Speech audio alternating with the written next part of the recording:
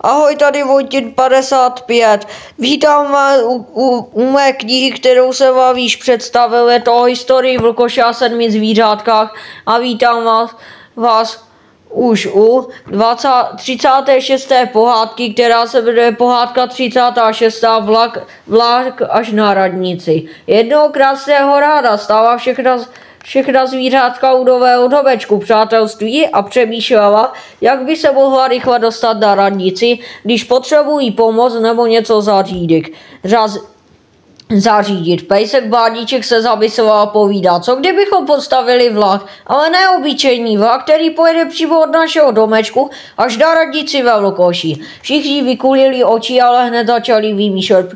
Ptáček letáček zlétal a z výšky naplánoval trasu. Žabka kvákalka našla mosty, pod kterými může vlak projet. Liška rychlonožka vyznačila cestičky v lese. Kočka Mická a kočka Torpédo malovali, jak by měl vlak vypadat. Barevný kouzelný s měkkými sedačkami jako v pelíšku. Ježek Pichláček postavil tunelské starý pařez,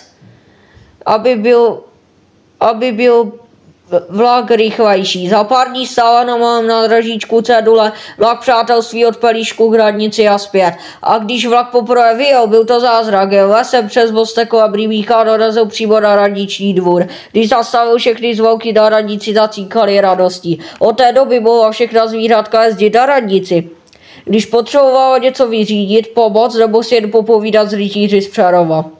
A jak říkal Báníček, když mají zvířátka svůj vlak, všechno je hned veselější. Loučí se s vámi Vojtin 55, budu se s vámi těšit u dalších neskutečných pohádek těchto 7 hrdinů a máte se ještě na co těšit do 50 pohádek první série ze 3.